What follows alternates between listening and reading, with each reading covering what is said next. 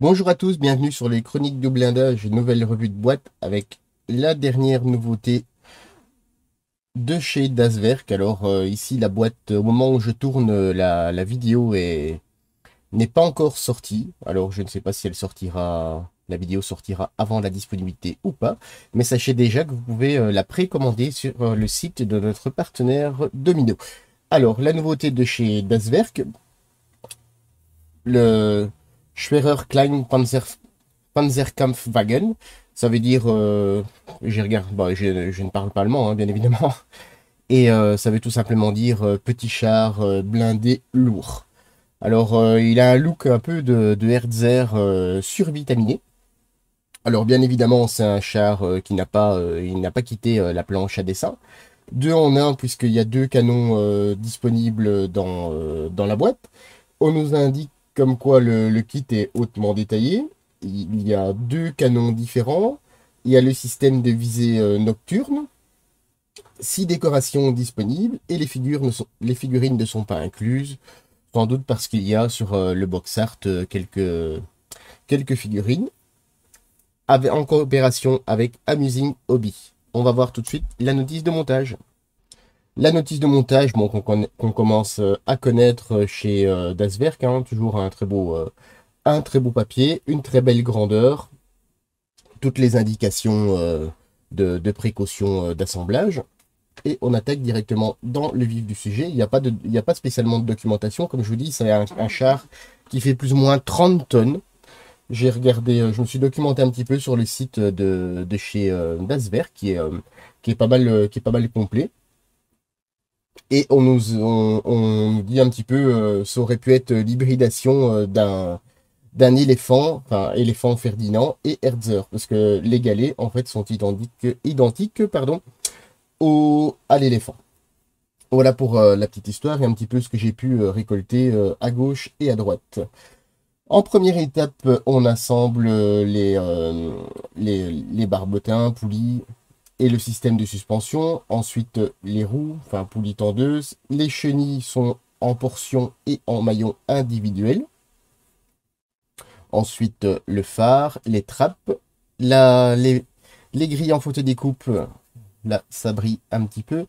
Les grilles en photodécoupe, il faudra surtout faire attention parce que vous avez vu, elles doivent être collées, mais à l'intérieur. Petite chose à ne pas oublier. Ensuite, les garde-boue, les blindages latéraux, garde-boue arrière,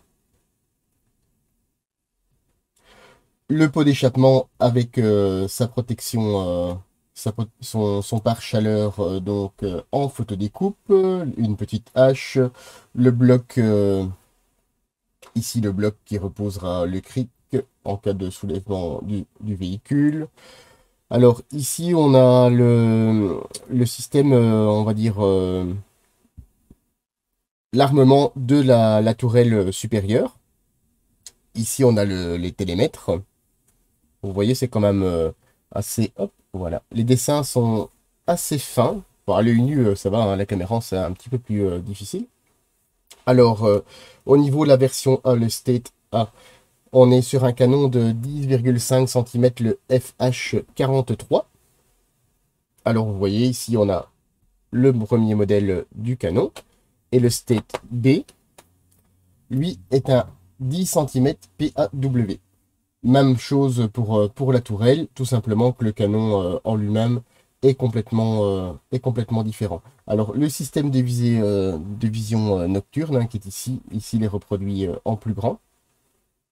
Et le canon, vous avez vu, c'est un montage qui va quand même aller assez rapidement, hein, puisque bon, il n'y a pas d'intérieur, vous allez voir, c'est gros et petit à la fois, c'est assez massif comme véhicule. Ensuite, les couleurs sont données en coopération avec Amo by Mick Jimenez. Et bien sûr, aucune décoration n'est réelle du fait que c'est du Paper Panzer. Ici, on est unité inconnue, Allemagne 1945. Ensuite, on est unité inconnue à Hambourg, Allemagne 1945. La troisième, on est à Berlin en 1945.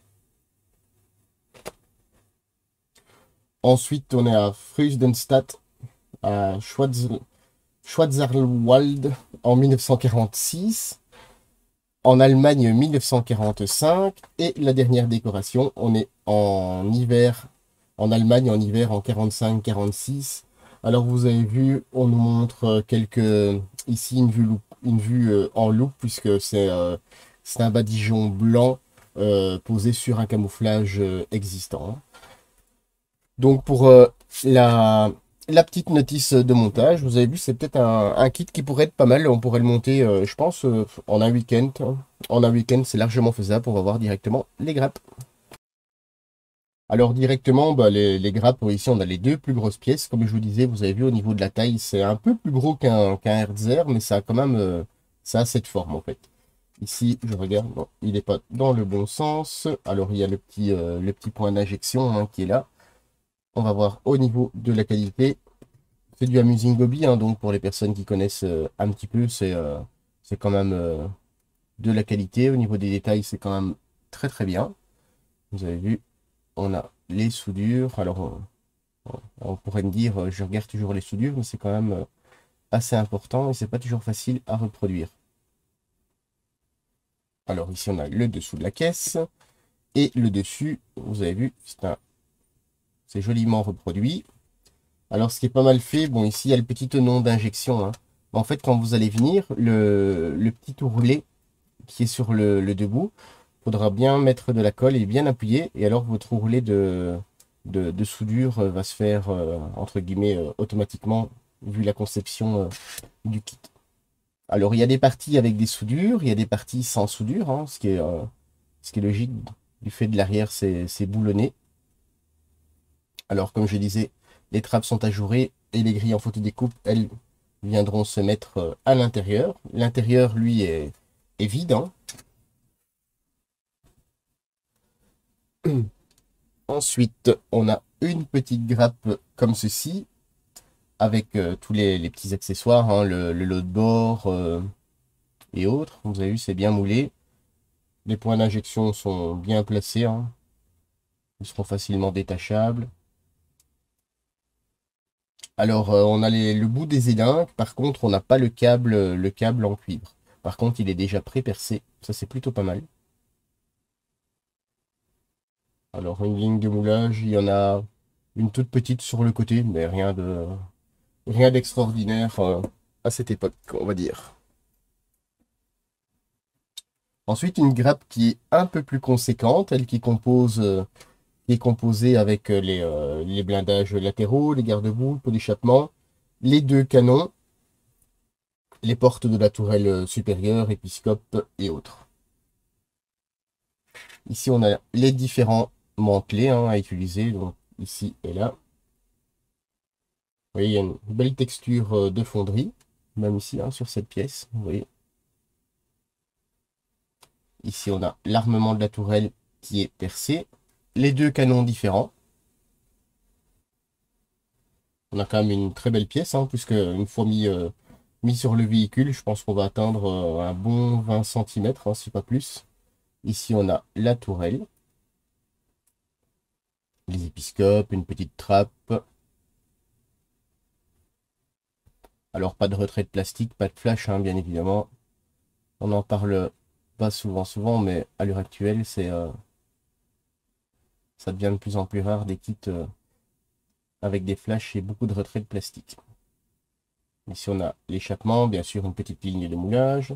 Alors, vous voyez ici, sur l'intérieur, il y a vraiment très très légèrement des pastilles d'éjection, mais de toute façon, on les verra absolument pas. Alors, sur le canon, bien évidemment, il y a une petite ligne de moulage hein, aussi à venir gratter. Voilà. Les deux autres grappes qui composent le système de suspension, hein, deux grappes identiques. On va en regarder une. On a les chenilles en maillon individuel. On a les tronçons. Vous avez vu, c'est parfaitement ajouré. Alors, les roues sont bien reproduites. Vous avez vu les moyeux. Le système de suspension qui, lui, est en deux parties. Hein. Vous avez vu, poulie de retour. Le barbotin, lui, hop, est ici.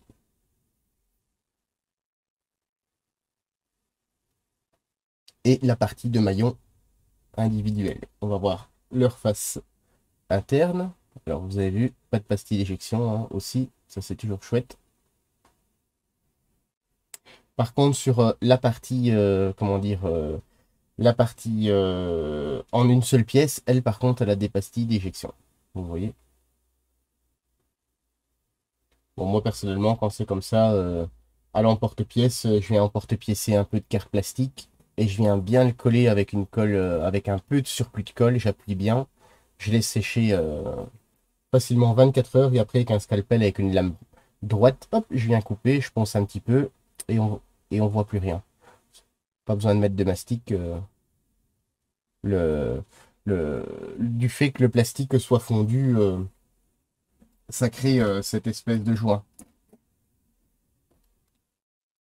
Dernière petite grappe. Ici, on a un cric. Alors, on nous le dit, hein, c'est un Panzerjack de 15 tonnes.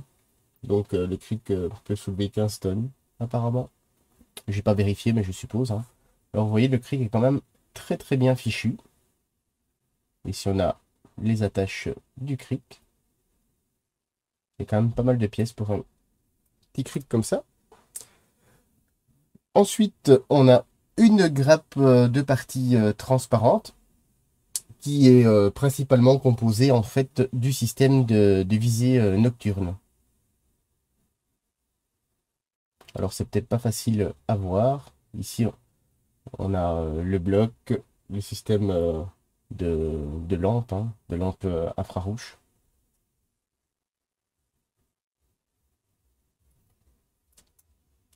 Une petite planche de photodeck hein, qui accompagne le kit. Alors ici, on a les deux petites planches pour la ventilation et ici pour le pare-chaleur du pot d'échappement.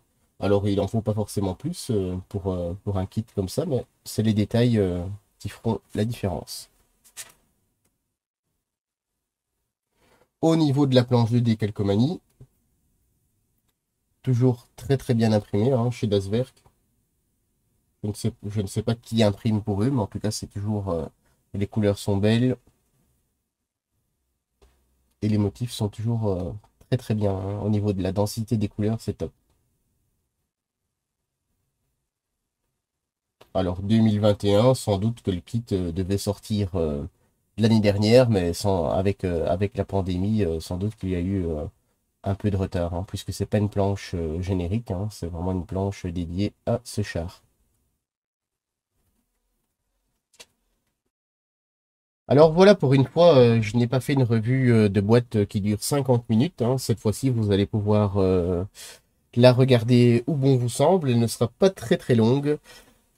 Alors, comme je le disais en début d'introduction, hein, suivant quand la vidéo sortira, le kit sera disponible directement ou alors pour l'instant, il est en précommande chez notre partenaire Domino. C'est un kit qui est aux alentours de 35 €. Donc, largement dans la moyenne des très bons prix, je dirais, avec un véhicule qui est somme toute assez original. Et pour les fans de Pepper Panzer, ils vont se régaler. Sur ce, je vous dis à très bientôt sur les Chroniques du blindage.